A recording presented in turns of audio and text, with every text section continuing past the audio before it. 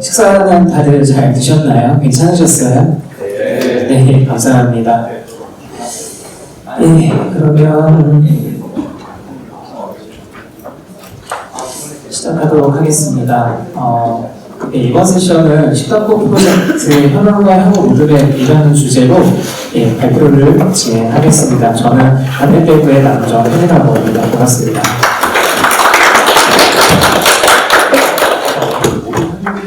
현장에 날릴 수 있는 꿀팁인데요. 우리 지금처럼 인터넷 뱅킹할 때 가장 빡치는 순간이 뭔가요? 네, 바로 이런 보안 프로그램들이 강제로 깔린다는 겁니다. 심지어 이거 한번 설치되면 나도 모르게 계속 실행돼서 리소스를 잡아먹기 때문에 컴퓨터뿐만 아니라 인터넷도 느려지게 되는데요. 그렇다고 이거 설치 안 하면 로그인조차 안 돼서 아무것도 못하게 됩니다. 근데 이거 설치 안 해도 돼요. 한방 해결할 수 있습니다. 이번에 검색창에 식탁보 프로젝트를 쳐보세요. 그리고 맨 위에 나오는 이 사이트에 들어가주면 됩니다. 그럼 여기 작게 식탁보 다운로드라는 게 보일 텐데요. 이걸 다운받아서 실행하면 이렇게 뜹니다. 수많은 인터넷 뱅킹뿐만 아니라 여러 공공기관들이 다 있는 거 보이시죠? 바로 여기서 보안 프로그램들을 대신 설치하고 일회용으로 이용할 수 있는 겁니다. 원리는 가상으로 윈도우를 띄우는 윈도우즈 샌드박스 기능을 이용한 건데요. 한마디로 식탁보라는 이름처럼 필요할 때만 식탁 위에 깔아두고 밥을 다 먹으면 한 번에 치워버리는 느낌인 거죠. 그래서 굳이 내 컴퓨터에 계속 깔아두지 않고 그때그때 필요한 순간에만 쓸 수 있습니다. 다만 이건 지금처럼 윈도우 기능 켜기에 들어가서 중간에 있는 윈도우 샌드박스에 체크가 돼 있어야 사용 가능하고요. 그 자세한 내용은 영상이 너무 길어지니까 고정 댓글에 남겨두도록 하겠습니다. 오늘도 조금이나마 유익하셨다면 좋아요만 눌러주세요. 제작에 큰 힘이 됩니다. 네, 지금 보신 것처럼 식탁보라고 하는 프로그램은 오픈소스 프로젝트이고 단넷콘에서 발표를 하니까 당연히 단넷으로 개발이 되어 있는 툴입니다. 그래서 이 프로그램이 뭐 하는 툴이냐면 이제 여러분 아마 혹시 윈도우 샌드박스라고 하는 거 실행해 보거나 찾아보셨던 적이 있으실까 싶은데요. 원래 우리가 보통 가상 컴퓨터를 만들게 되면은 우리가 아는 대로 하이퍼V나 VM웨어나 버추얼박스나 이런 프로그램들 가지고 가상 컴퓨터를 만들어 놓고 거기에 계속 상태를 저장하면서 그렇게들 많이들 관리를 하시는데, 그것과 반대로 식탁보는 이제 윈도우즈 샌드박스라는 한 번만 쓰고 버리는 가상 컴퓨터를 만들어주는 그런 유틸리티가 윈도우 프로 버전 이상에 내장이 되어 있습니다. 이제 이거를 사실 그냥 켜면은 아무것도 없어요. 그냥 바탕화면만 덜렁 뜨고 그냥 격리된 환경만 만들었다가 사용 다 하고 청만 닫으면 지워지는 게 전부의 그런 프로그램인데, 근데 여기에 이제 자동화를 할 수 있는 요소가 몇 가지가 있습니다. 개발자 문서에 그런 내용들이 있는데, 그걸 응용을 해서 이제 식탁보라고 하는 프로그램을 만들게 됐거든요. 이 프로그램이 하는 일은 아까 영상에 나온 것과 같이 이제 주요 인터넷 뱅킹이나 공공기관 사이트들, 그러니까 소위 말하는 그런 플러그인들이 필요로 하는 그런 사이트들을 이제 내 컴퓨터에, 호스트 컴퓨터에 영향을 주지 않고 필요할 때만 사용했다가 필요 없을 때 창만 닫으면 모든 플러그인 파일이라든가 이런 것들을 다 삭제할 수 있게끔 그렇게 이제 처리를 해주는 유틸리티라고 보시면 되겠습니다. 그래서 이 식탁보는 2021년 10월에 제가 첫 커밋을 올렸더라고요. 그래서 이 커밋에서는 당시에 제가 윈도우즈 폼즈를 기반으로 해서 애플리케이션 개발을 했었습니다. 저는 사실 아직까지도 윈폼을 쓸 수 있다면 그걸 계속 사용하고 싶어 하는데, 이제 안타깝게도 윈폼 같은 경우는 하이DPI 문제가 아직도 남아있어요. 이거는 어떻게 보면 어쩔 수 없는 부분이, 윈도우 폼이 이제 비주얼 베이직 6.0의 UI 시스템을 그대로 답습을 하게 있습니다. 거기다가 이제 아무래도 이게 네이티브 윈도우 프로그램이다 보니까 다이렉트X로 이렇게 정밀하게 렌더링하는 것과는 다르게 이제 DPI에 관련된 게 당시에는 이제 고정된 그런 옛날 CRT 모니터 기준으로 해상도를 잡아놓고 보통 그렇게 프로그램을 많이 만든 그 기준에 맞춰져 있기 때문에 이제 요즘 나오는 DPI들에 맞춰서 뻥튀기해서 이렇게 배우 돌리는 걸 잘 씹어놓는데요. 그러다 보니까 부득이하게 WPF로 이제 재구현을 하게 됐고, 그리고 그 이후로 오랫동안 이제 사실 이 프로그램을 좋아해 주시는 분은 많았지만 본격적으로 어떻게 개발해야 되겠다라고 하는 거에 대한 동의는 찾을 수가 없어서 취미 삼아서 계속 뮤직 개발을 하다가 이제 본격적으로 이제 커뮤니티에서 이런 프로그램 있어요, 좋아요라고 하는 얘기들이 나오기 시작을 하게 돼서 이제 2023년 여름부터 시작해서 본격적으로 다시 이제 새롭게 개발을 하기 시작을 했고, 이제 방금 화면에 보신 것과 같은 새 유형은 이제 지난 작년 그 가을 무렵에 새 버전이 나오면서부터 이제 여러분들께 소개를 드리게 됐습니다. 네, 그래서 현재 이 식탁보는 오픈소스 프로젝트이고, 제가 이제 주요 코드를 거의 다 메인테이닝 하고 있고, 그리고 지난 1월 31일 기준으로 스타는 810개 이상 획득을 한 것 같고요. 그 다음에 커밋은 870번 정도 있었고, 그 다음에 60개 이상의 포크. 그러니까 이 포크가 사실은 이제 이 프로젝트가 마음에 안 들어서 내 마음대로 개발할래라는 의미의 포크지만, 깃허브에서는 이게 의미가 조금 변형이 된 것 같아요. 그냥 내가 그 연구하고 싶어서 보고 싶어서 포크 버전을 만드시는 경우가 있어서, 그렇게 생각을 하면은 이제 60개 이상의 이제 또 관심도를 보여주셨다라고 생각이 드는 점이 있고요. 그리고 이제 이슈는 지금까지 한 160개 이상 생성이 됐고, 그 중에 130개 정도 처리가 된 것 같습니다. 그리고 40개 이상의 플리테스트를 제가 억셉을 했고, 그리고 세어보니까 저를 포함해서 총 15명의 컨트리뷰터 분들이 기여를 해주셨습니다. 그리고 감사하게도 전자신문에서 지난 가을에 이렇게 그 기사로도 이제 식탁보 프로젝트에 대해서 소개를 해주셔가지고 이 덕분에 이제 더 많은 관심을 가질 수 있는 기폭제가 되지 않았나 생각을 합니다. 그리고 이제 식탁보 프로젝트가 초기에 나왔었을 때 김뉴스에서 김뉴스 보시는 분들 많이들 계실 텐데, 이때 이제 위클리 뉴스에 이제 식탁보 프로젝트가 앞으로의 이제 미래가 기대가 된다, 뭐 이런 취지로 감사하게도 이제 조명을 해주신 그런 내용이 있어서 그것도 가지고 와봤고요. 또한 커뮤니티에서도 이제 많이 관심 가져주셨습니다. 특히 크리안이나 아니면 뭐 FM 코리아라든가 뭐 이런 그 커뮤니티들에서 이제 이런 인터넷 뱅킹 설치하고 나서 프로그램 지우느라고 고통받지 않아도 된다, 뭐 이런 취지로 이제 많은 관심들 보여주셔서 정말 감사했습니다. 예, 그래서 이 식탁보 프로젝트 같은 경우는 이제 모두들 아시겠지만 이게 보안 프로그램이 필요한다는 거는 공감을 하면서도 사실 이게 멀쩡한 기능까지 공공연하게 방해를 한다던가, 때로는 더 심한 상황은 시스템이 잘 돌아가고 있는 시스템이 망가뜨린다던가 온갖 가지 문제들을 많이 일으키고, 여기까지는 이렇게 그럴 수 있다고 치는데, 더 큰 문제는 이렇게까지 막 이제 시스템을 망가뜨려서 가면서까지 보안을 강조를 하는 프로그램이 정작 해킹에는 취약한 경우가 많다라는 그런 언론 보도가 최근에 몇 번 나왔었죠. 그러다 보니까 이 보안 프로그램을 보안 솔루션으로서 내 컴퓨터에 항상 상주를 시키면서 설치하는 것이 바람직하냐는 의문이 들 수밖에 없는데, 그와 동시에 또 한 가지 문제가 더 있습니다. 이건 아키텍처적인 문제라고 생각을 하는데, 모두들 그 공동인증서 같은 거 발급받으시게 되면 아시겠지만 이제 로컬 앱 데이터 폴더 밑에다가 공동인증서 파일들을 넣어놓거든요. 근데 문제는 이 폴더가 사실은 모든 다른 애플리케이션들한테 같이 열려있는 폴더예요. 그러다 보니까 인감 정보가 사실상 그냥 박치되고 있는 거랑 다름이 없거든요. 그렇기 때문에 이걸 보완하기 위해서 USB 메모리 같은 데다 보관들도 하시지만, 결과적으로 이게 그 사용이 되는 동안에 하드디스크 어딘가에는 복사를 해야만 쓸 수가 있거나 그런 식일 거예요. 근데 이렇게 복사를 하고 나서 잊어버리기가 쉽습니다.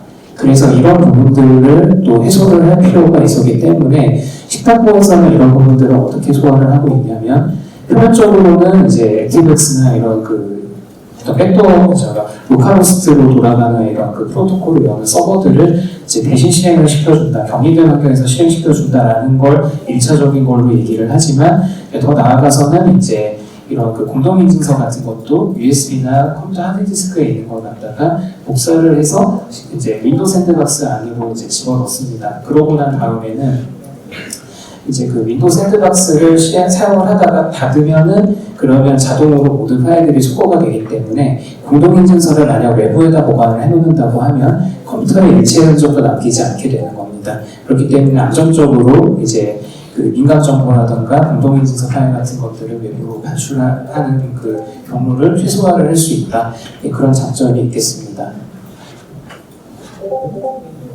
예. 그래서 식탁보는 사용 방법은 단순합니다. 그래서 윈도우 10 1909 버전, 아마 이 버전을 신경 쓰지 않으셔도 지금 윈도우 10 쓰시는 분들은 무조건 최신 버전으로 올리기만 하면 시카고가 필요로 하는 윈도우 샌드박스를 당연히 쓰실 수 있을 거고 윈도우 11도 잘 지원을 합니다. 그래서 이제 시카고를 통해서 샌드박스를 실행을 하고 나면 이제 필요한 보안 프로그램들, 에이전트들이 자동으로 리스트가 이제 취합이 돼서 일괄적으로 설치가 되고 그다음에 이제 별도 매체 보관 중인 공동인증서 파일을 샌드박스 안으로 넣어주는 작업까지 대신해주게 됩니다. 그리고 목적 달성 후에 닫기만 하면은 실제 OS랑 분리된 환경에서 실행이 되기 때문에 모든 데이터가 자동 파기되고 시스템 설정도 영향을 주지 않게 되는 거죠. 네. 그리고 내부적으로는 이렇게 동작을 합니다. 시카고가 처음에 GitHub에 있는 GitHub 페이지스에 올라와 있는 카탈로그 파일을 로드를 해서 이제 어떤 사이트에 어떤 플러그인들을 설치할 건지를 아까 그 화면에 보여드렸던 것과 같이 이제 일괄적으로 보여주고 이 중에 사용자가 선택을 해서 들어가면은 이제 자동으로 플러그인들을 리스트업을 해가지고 설치를 해주게 되는 거죠. 네. 이제 여기서 한 가지 더 말씀드리고 싶은 거는 이제 필요할 때 그런 경우도 있습니다. 예를 들어 요즘 그 법원 관련 사이트들 들어가 보면 혹은 뭐 여러분들 그 대학교 증명서 같은 거 발급받을 때 이럴 때 보면 네, 왜 그래야 되는지 이해할 수는 없습니다만 굳이 실물 프린터를 요구하는 경우가 많아요. 근데 내가 노트북으로 어디 밖에서 읽어보는데 실물 프린터를 언제 찾아서 언제 연결해서 프린트를 하니까 솔직히 그렇기 때문에 이런 부분을 감사하게도 이제 모듈 프린터라고 하는 프리웨어를 개발해 주신 분이 계세요. 근데 이 개발자분과 우연히 연락이 닿게 돼서 시카고에서는 모듈 프린터와 콜라보레이션하는 것까지 기능을 넣어뒀습니다. 그렇기 때문에 이제 실물 프린터가 어느 환경이라고 할지라도 이제 모듈 프린터를 설치를 하도록 옵션을 켜고 들어가게 되면은 이제 토익 인증서라든가 모든 그 인증서들 실물 프린터 요구를 하는 그런 프로그램들까지 전부 이제 커버를 할 수가 있게끔 그렇게 되어 있고 그 외에도 네, 아래 한글이나 어도비 리더를 진짜로 필요로 하는 프로그램들이 있습니다. 그 중에 이런 프로그램이라고 할지라도 역시 자동 설치 기능을 통해서 설치할 수 있도록 가이드를 하고 있기 때문에 네, 이런 공공 관련된 업무들, 은행이나 금융이나 이런 업무들을 통해 있어서 전혀 문제가 없도록 그렇게 이제 완전히 풀 커버리지를 갖춘 그런 서비스를 제공하는 게 특징입니다. 네, 그리고 시카고가 단넷으로 만들어져 있기 때문에 저는 개발자들에게 시사하는 점이 크다고 생각을 하는데요. 예, GitHub 하면 여러분들이 시중에 강의나 이런 거 보면 거의 다 나오는 얘기가 뭐 루비 온 레일즈, JSP, 스프링, 뭐 아니면 파이썬 기반의 그런 웹앱 이런 것들을 GitHub 액션으로 만들어서 백엔드에 배포하세요 같은 얘기를 제일 많이 보셨을 거예요. 근데 여기서는 정반대로 생각합니다. GitHub 액션에 윈도우즈 VM이 있고요. 그 윈도우즈 VM을 이용해서 비주얼 스튜디오 빌드 도구랑 기본 셋업이라든가 윈도우 개발 씬에서 많이 쓰이는 도구들이 역시 그 VM 안에 기본으로 이미지 내장이 되어 있어요. 그래서 그걸 이용해서 윈도우 데스크탑 앱을 이제 CI/CD 파이프라인을 그 기반으로 돌립니다. 그리고 이렇게 만들어진 바이너리 파일을 어딘가에다 호스팅을 해야 되는데 그럴 때 원래대로라면은 CDN 서버를 따로 만들어가지고 거기에다가 파일을 업로드하고 뭐 이런 작업들을 해야 되는데 예, 정말 이제 좋은 거라고 생각합니다. 이제 이런 그 GitHub뿐만 아니라 다른 이제 네, 예를 들어서 FAR라든가 아니면 다른 그런 그 소스코드 버전 관리하는 이런 사이트들이 기본으로 요즘 CDN을 자체 제공을 하고 있어요. 그래서 여기에다가 내가 출시하고 싶은 파일들 그런 거를 이제 업로드를 하면은 이제 내가 따로 서버 비용을 들이지 않아도 모든 사람들에게 쉽게 사용할 수 있도록 이제 그 출시된 결과물로 공유를 할 수가 있고 그리고 이제 우리가 윈도우 애플리케이션에 특히 이게 좀 취약한 경우가 많은데 뭔가 문제가 생기면 그 문제 제한 과정이라던가 아니면 이걸 어디서부터 문제를 찾아야 되지 오류로구나 어떻게 수집하지 이런 걸 아직까지도 굉장히 원시적인 방법으로들 많이들 하시는 것 같은데 센트리라고 하는 서비스가 있습니다. 센트리라는 걸 이용해서 오류가 발생하면 오류 로그를 자동으로 리모트로 센트리 클라우드로 보내는 그런 기능들도 있어서 이런 기능들까지 접목을 하시게 되면 문제 제어 과정을 훨씬 간편하게 만들 수가 있고 이제 여기서 더 나아가서 오늘 팁처럼 알려드릴 내용이 하나가 더 있는데 덤프 파일을 만들어서 진단해보는 이런 과정도 오늘 잠깐 살펴보도록 하겠습니다. 네, 우선 하나하나씩 살펴볼게요. GitHub 액션에 대해서 좀 말씀드려보겠습니다. 혹시 지금 화면 보는데 불편하진 않으신가요? 잘 보이시나요? 예. 감사합니다.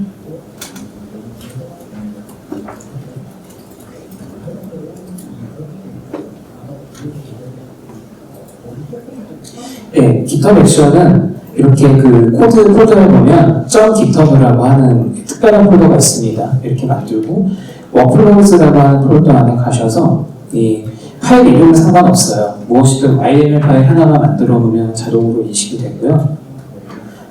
네, 좀 크게 해서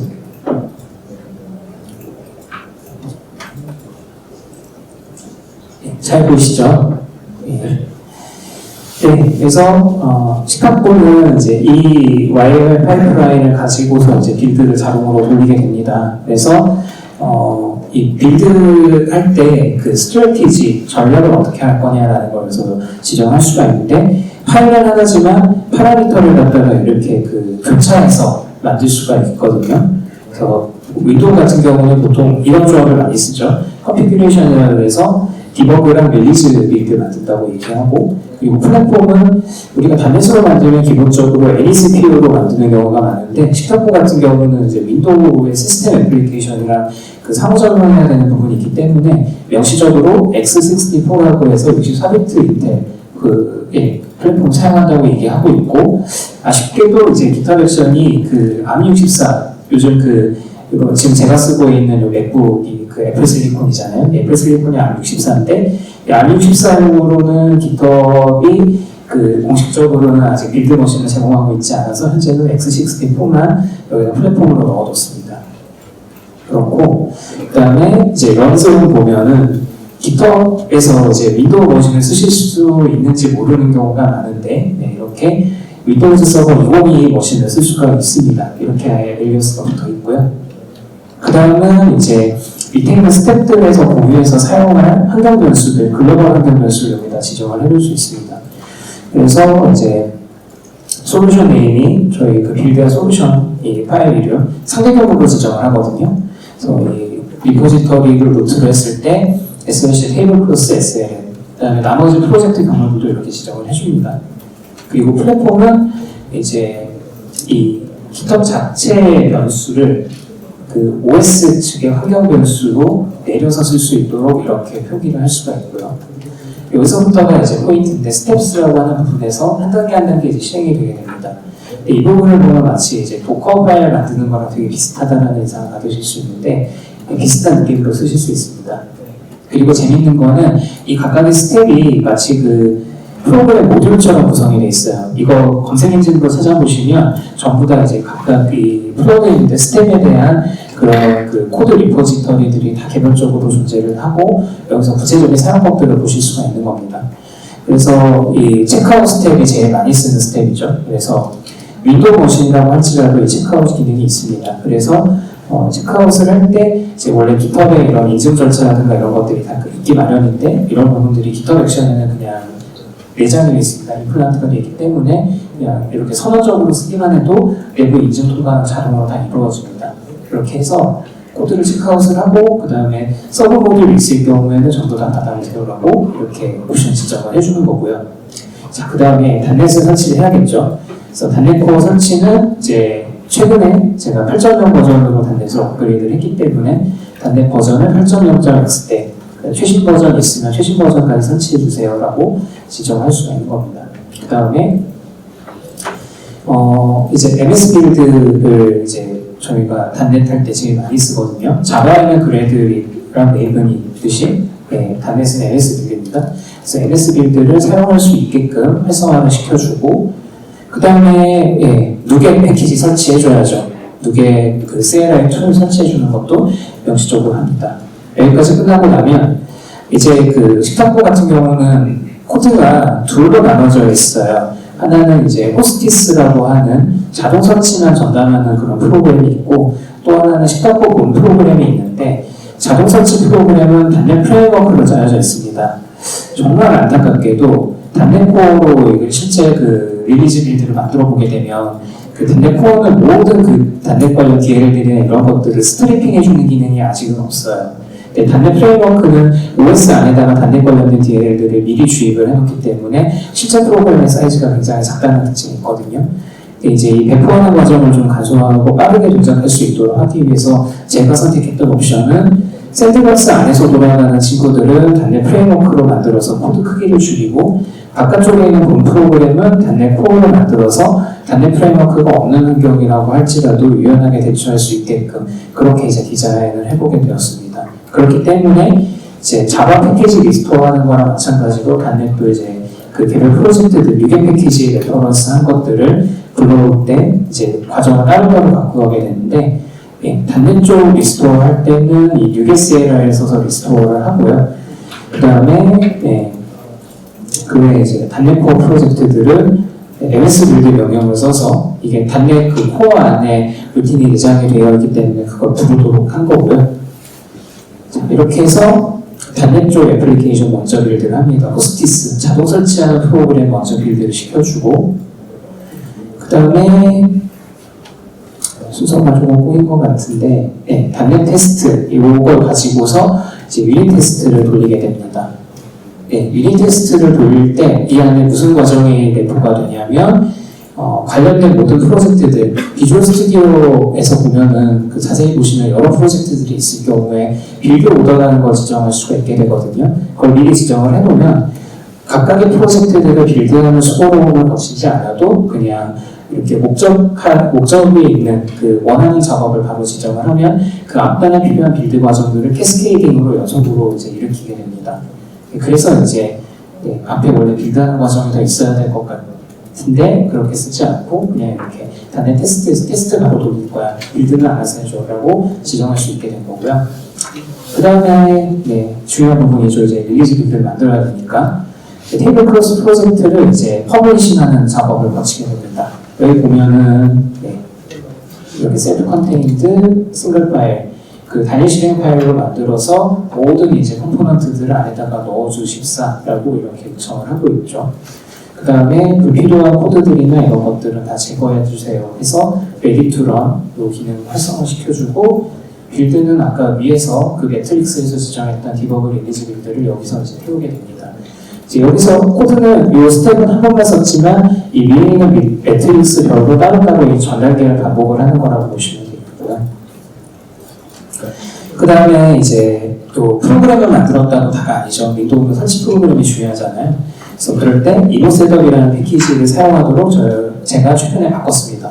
원래는 MSI 파일을 만들도록 했는데 예, 정말 오픈소스 기반으로 데스크탑 프로그램 만들 때 좀 뼈아픈 얘기가 하나 있다면 예, 여러분들께서 받아보시는 프로그램들이 회사에서 만든 프로그램들은 회사가 돈을 들여가지고 우리가 이런 프로그램을 만들었고 우리가 이제 이 프로그램이 안전하다는 걸 보증을 해줄게 라는 의미로 코드 사이닝 인증서라는 걸 의무적으로 발급받게 돼 있습니다. 근데 네, 요즘 가격이 물가도 오르고 너무 많이 올라서 제가 제 돈으로 그걸 할 수는 없기 때문에 그래서 지금은 이제 이런 MSI 패키지를 쓰게 되면은 이제 그런 코드 사이닝 인증서를 쓰지 않으면 되게 불편해요. 그런 피드백이 많이 나와서 부득이하게 이제 MSI 말고 이노셋업이라고 하는 경량화된 인스톨러로 최근에 바꾸게 됐습니다. 근데 이것도 위에서 보면은 그 셋업하는 단계에 이노셋업을 따로 설치해주는 게 없었는데도 불구하고 바로 쓸 수 있게 그에 내장이 됐기 때문에 보시는 것처럼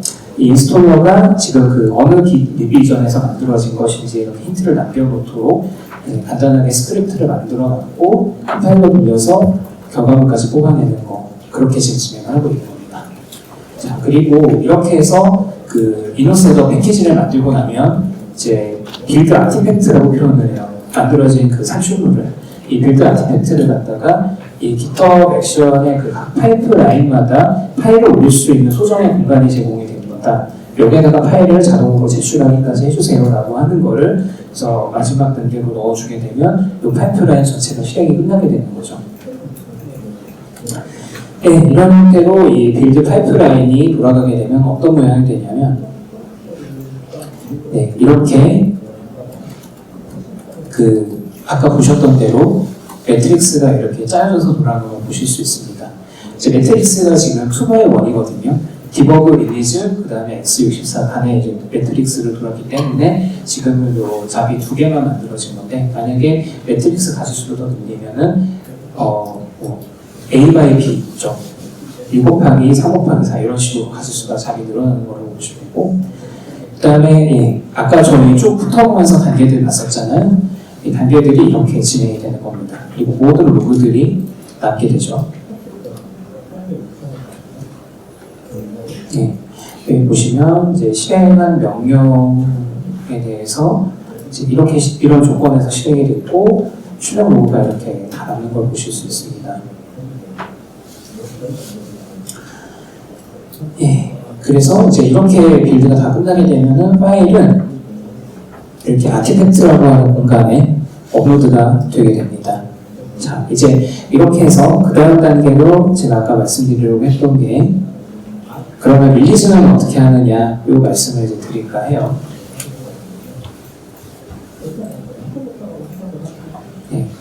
GitHub에서 아까 제가 릴리즈를 이제 새 버전을 만들어서 출시를 할 때 이제 어떻게 하는가라고 말씀을 드리려고 했는데, 또 하나 보겠습니다. GitHub은 이제 릴리즈를 만들 때 그냥 내가 게시판에 새 버전 출시했어라고 글을 올리듯이 해도 되는데, 좀 더 이제 정확하게 빌드의 이제 버전 관리를 추적을 용이하게끔 하기 위해서 쓰는 방법은, 깃에 보면 태그라는 개념이 있습니다. 태그는 브랜치하고는 다르게요, 일종의 스냅샷 같은 개념이라고 보시면 되는데, 저는 지금까지 이제 새 버전을 만들 때마다 이렇게 앞에 V로 시작해서 버전 번호를 붙여서 이렇게 새 버전을 출시를 해왔고요. 버전 번호 이렇게 업데이트 할 때마다 좀 이제 가야되나?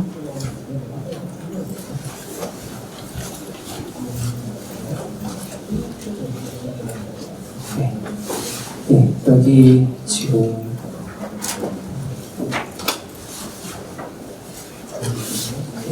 이렇게 글씨가 작아서 잘 안 보실 수 있는데, 지금 여기 보시면은 여기 그 빨간색, 초록색 글씨 써져 있는 이 부분이 이런 식으로 그 버전 넘버들 보면 프로젝트마다 다 매겨지게끔 되어 있는데, 이 부분을 이제 자동 스크립트를 불러가지고 버전 넘버들을 일괄적으로 치환을 해주는 것을 이 태그를 붙인 커밋에다가 이렇게 만들어주게 됩니다.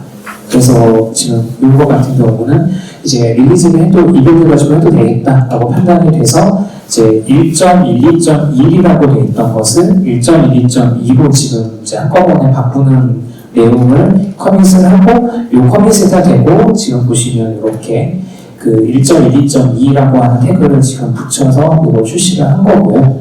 자, 이렇게 태그를 푸시를 하고 나면 GitHub에서는 어떻게 보이냐면,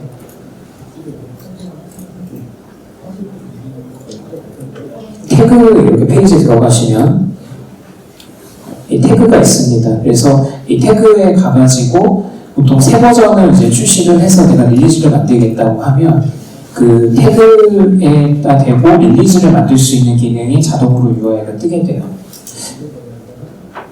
데모를 하나 좀 보여드리는 게 좋겠네요. 예를 들어서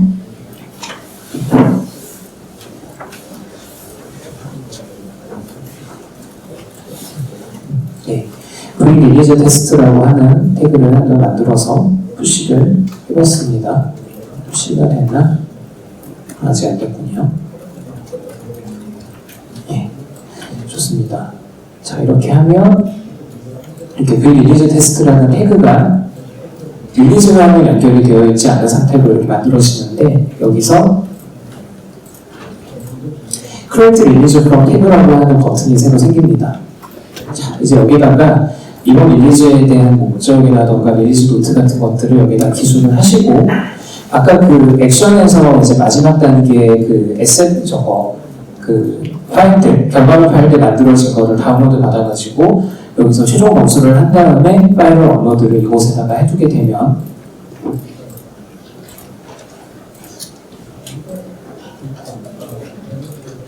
이렇게 그 에셋 파일에 이제 에셋 그 섹션에 그 만들어진 파일을 이렇게 업로드를 한 거는 사람들이 이제 다운로드를 해서 볼 수가 있게 되는 겁니다. 그리고 이런 미드 위에 보면은 그 배지들 붙이는 거 많이들 보셨을 거예요. 이 배지 제공하는 거는 쉴드 IO라고 하는 서비스가 있는데, 프라이빗 서비스, 프라이빗 리포지터리 같은 경우는 인증 문제가 있기 때문에 별도의 위치에다가 이 실드 아이오 서버를 여러분들이 구축해서 인증을 통과시키게끔 만드셔야 되고요. 그렇지 않은 경우에는 본인들이 제공해주는 퍼블릭 서버에 있는 그 인베드 코드만 복사해가지고 문법에 맞게만 태그를 넣어주시게 되면 이것처럼 특별히 내가 이 배지를 만들기 위해서 수작업으로 뭘 하지 않아도 그냥 링크를 붙여주는 것만으로도 보시는 것처럼 이렇게 뭐 릴리즈, 뭐 라이선스는 뭐고, 그다음에 뭐 설치되어 있는 패키지 위치나 이런 것들을 확인해서 그냥 바로 인스톨할 수 있게 이런 것들까지 이제 자동으로 서비스를 받으실 수 있는 거고, 그다음에 아까 그 기타 액션도 이렇게 지금 이상 없이 통과가 되고 있다, 아니다라고 하는 걸 이렇게 위젯으로 붙이실 수가 있는 겁니다. 그 외에도 이제 보시면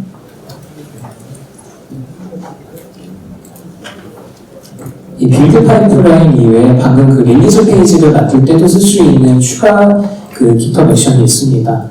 이제 제가 여기서 릴리즈 선언을 하고 나면 이 파일을 받아다가 이제 요즘 보시면 윈겟이라고 하는 그 패키지 매니저 사용해 보신 분들이 계실지 모르겠어요. 랩에서는 홍보를 많이 사용하실 거고 리눅스에서는 그 앱트겟이라던가 아니면 염이라던가 뭐 이런 패키지 매니저들 이용하실 텐데 윈도우도 윈겟이라는 패키지 매니저가 지금 있습니다. 근데 여기에다가 그 서브미션을 제출을 하려고 해요. 제가 이제 앞으로는.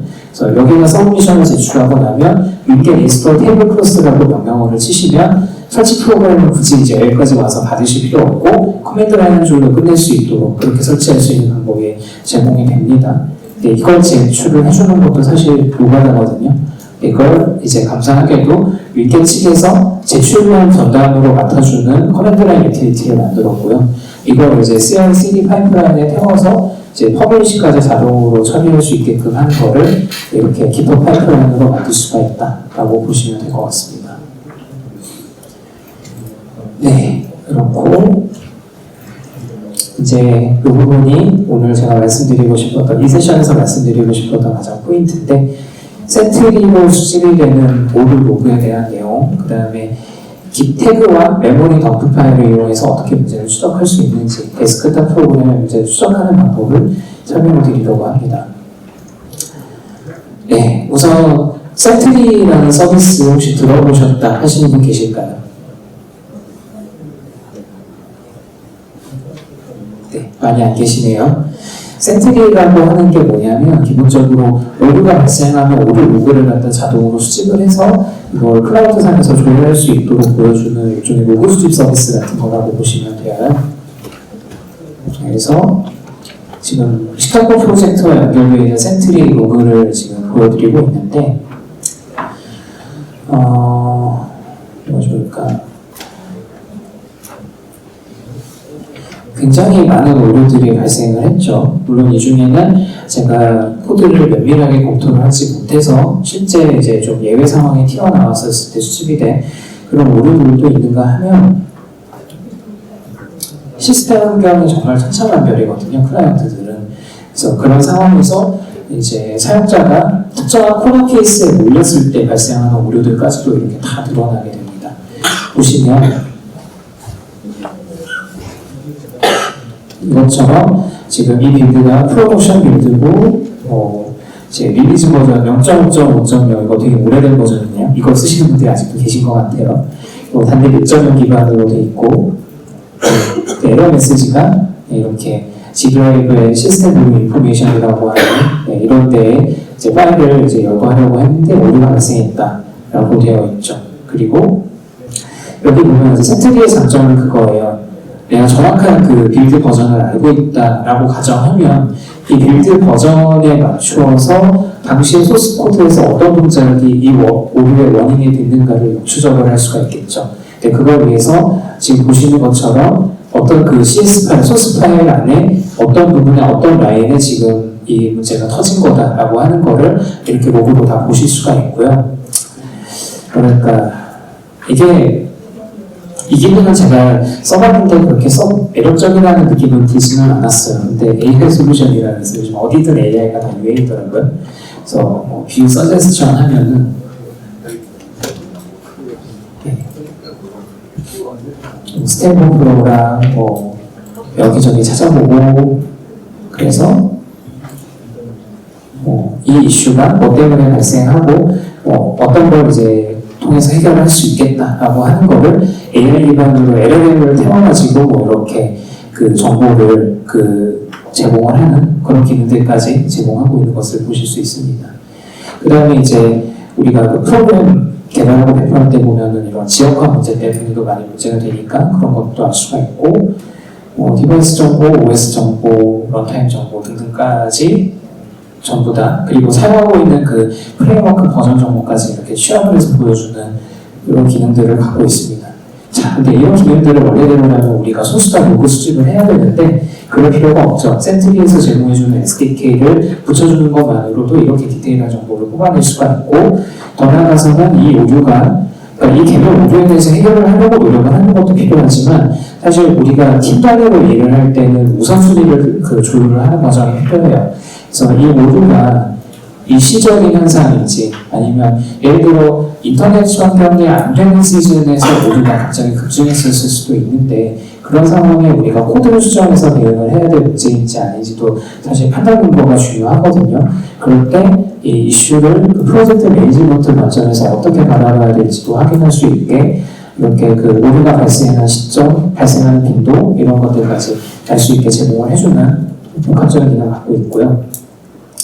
자, 이제 이런 정보가 있고 감사하게도 이제 어떤 열성적인 사용자는 이 중에서 내가 이 오류에 관해서 좀 적극적으로 해결할 수 있도록 도움을 드리고 싶어요라고 하시는 분이 계셨어요. 그래서 어떤 분께서 이제 그런 얘기를 해주셔서 제가 요청을 드리기를 작업 관리자에 보면은 메모리 덤프 생성하는 기능이 있거든요. 메모리 덤프를 이 프로세스에 대해서 프로그램이 계속 이유 없이 얼어버린다라고 제보를 해주신 분이 계셔서 그분께 요청을 드리기 메모리 덤프 파일을 떠가지고 개인적으로 저한테 이메일로 파일을 하나 보내주실 수 있나요? 라고 해서 감사하게도 파일을 잘 받았습니다. 그래서 이렇게 DMP 파일을 이제 zip 파일로 받아서 이제 이걸 분석을 할 수가 있는데 자 여기 보면은 당시 이슈에 1.21.1 버전에서 문제가 발생한다고 얘기를 해주셨고 저는 이때 한 1.21.3 버전 가지고 한참 개발하고 있는 중이었어요. 당연히 코드가 격차가 많이 벌어져 있기 때문에 이거를 옛날 버전으로 되돌려서 진단을 하기가 쉽지가 않을 수밖에 없거든요. 그래서 저는 이 문제를 당시 어떻게 해결했냐면 우선 내가 리니지를 했던 버전이 1.12.1 버전이니까 이때로 되돌아갑니다. 네, 되돌아왔죠. 깃에서 이렇게 특정 태그를 체크아웃하는 게 가능하니까. 자, 그리고 다시 솔루션 파일을 열어서 아까 제가 감사하게 받았던 이 덤프 파일을 비주얼 스튜디오에서 바로 열어볼 겁니다. 그러면 이렇게 덤프 파일, 이걸 미니 덤프라고 불러요. 참고로 여러분들이 블루스크린 보실 때마다 만들어지는 덤프 파일이 풀 덤프 파일이고요. 이런 애플리케이션들 단위의 덤프는 미니 덤프라고 부릅니다. 이 미니 덤프를 열어서 디버그 위드 매니지 도움님, 저희가 C# 코드만 갖고 만들었기 때문에 이걸 누를 겁니다. 그러면 네, 이렇게 덤프 파일 당시에 이게 어느 위치에서 생긴 덤프인지 소스 코드랑 매핑을 해서 이렇게 친절하게 보여주고요. 보시면 콜 스택에 이 오류가 발생하기까지, 그러니까 프로그램이 얼어버렸다라고 하는 지점에 들어가기까지 이제 어떤 과정을 거쳐서 어떤 콜 스택으로 코드가 실행이 됐나라는 게 다 보이게 됩니다. 네, 지금 관심이 있는 거는 이 내부 코드가 아니고 사실은 애플리케이션이 어느 부분에서 문제가 됐느냐를 보고 싶은 건데 예, 뜻밖에도 zip 파일을 내부적으로 다루는 동작들이 있는데 이 zip 파일 다루는 동작들을 zip 파일을 푸는 extract directory라고 하는 되게 일상적인 함수에서 여기 어느 증상이 발생했다고 얘기를 하는 거예요. 그래서 무엇이 문제일까 한참 고민을 해봤는데 여기 보시면 async 메서드가 있거든요. 비동기 메서드를 지금 태우고 있는데 이 비동기 메서드가 사실 단내 안에서 적당하게 사용하면 굉장히 바람직하고 효율적으로 사용할 수 있는데 어쩔 수 없이 사용해야 되는 경우가 있어요. 특히 그런 상황에서 내부적으로 이렇게 대기 시간이 길게 발생할 수 있는 그런 zip 파일 관련된 압축 해제 로직이라던가 이런 부분을 태울 때 교차 상태가 발생하기 쉽다라는 것을 필드에서 우연히 발견하게 됐습니다. 특히 이런 교차 상태 관련된 문제는 제 컴퓨터에서 이상이 없거든요. 우리 모두 개발자 얘기할 때 들이치는 것 중에 그런 거 있잖아요. 내 컴퓨터에서 잘 되는데 남의 컴퓨터에서 안 된다. 이게 딱 그런 케이스거든요. 그래서 이거를 정밀하게 분석을 해본 결과 이걸 이렇게 나이브하게 코딩을 하면 안 되겠다라고 제가 생각을 하게 됐고, 그래서 이 지파일 압축 해제하는 로직을 면밀하게 검토를 해보다 보니까 이거의 에이싱크 어웨이 버전을 제가 만들어 놓은 게 있었는데, 당시에 제가 릴리즈가 급해가지고 테스트도 제대로 안 해보고 이거 그냥 대충 되겠지 뭐 하는 느낌으로 갖다 붙였는데 이거 지뢰를 밟은 거죠. 그래서 이제 이 부분에 대한 핫픽스를 내보내서 다음 버전을 출시를 하고, 덕분에 문제가 잘 해결이 되었다라고 하는 피드백까지 받을 수 있었습니다.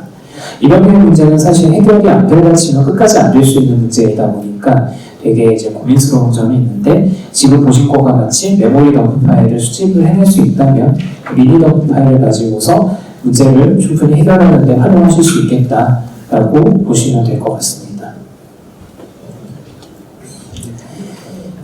그래서 지금까지 세 가지 데모를 보여드렸고요. 그래서 앞으로 이제 제 프로젝트의 향후 로드맵에 대해서 지금은 이제 일반적인 내용을 말씀을 드릴 거고요. 잠시 후에 이제 오후에 이제 연속으로 2세션이 있는데, 그때 이어서 이제 여러분들과 소통하면서 식탁보에 대해서 이제 좀 더 깊이 있는 그런 제가 연구하고 있고 고민하고 있는 주제에 대해서 딥다이브하는 세션에서 좀 더 상세한 말씀을 주거니 받거니 하고자 합니다.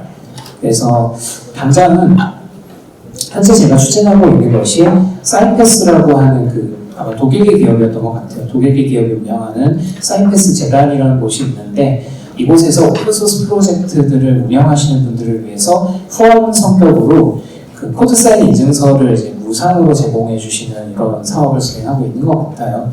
이거를 제가 먼저 연락을 드렸고 내부 검토를 현재 진행을 하고 있다고 해서 이게 사이패스 재단으로부터 코드 사인 인증서를 후원을 받을 수 있는지를 지금 검토를 해보고 있습니다. 이게 가능해지면 이제 식탁보 프로젝트 설치 때 이제 번거롭게 뜨는 각종 프롬프트들을 면할 수가 있고, 안티바이러스 솔루션들이 오타면이나 오판하는 것도 좀 최소화할 수 있지 않을까 기대하고 있습니다.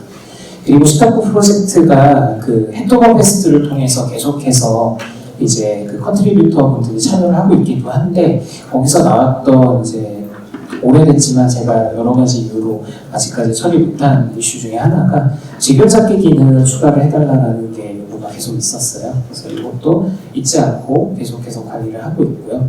그다음에 아까 말씀드렸던 대로 윈겟을 통해서 소프트웨어 배포를 이제 하고자 합니다.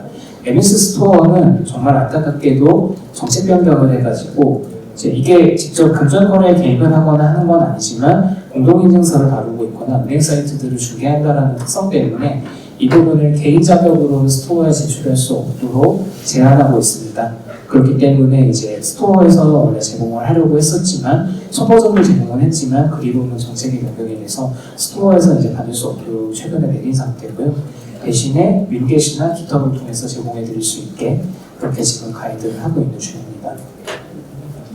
그 다음에 이제 그런 아이디어가 있었어요. VPN 서비스를 연계했으면 좋겠다. 예를 들어 해외여행을 가가지고 국내 사이트에 접속을 해야 될 일이 있는데 망이 해외망이라서 제대로 접속이 안 된다. 이런 경우들도 있는 것 같더라고요.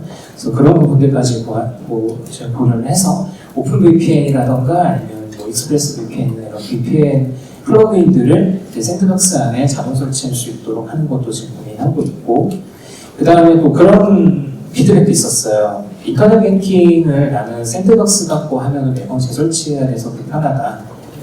이런 분들의 목소리도 있었고, 일단 공동인증서를 어쨌든 이 프로그램이 파일을 열어가지고 카피를 하느라고 있는 행위를 하긴 하는데 이 행위 자체를 나는 신뢰할 수 없다라고 시니컬하게 얘기하시는 분들도 계세요. 그리고 소스 코드가 다 드러나 있음에도 불구하고 존중해드려야 된다고 생각을 해서 설치만 전담하는 아까 보여드렸던 그 호스피스 프로그램 파트만 이제 별도로 사용할 수 있는 스탠드얼론 프로그램으로 제공하는 것도 현재 아이디어를 준비 중입니다.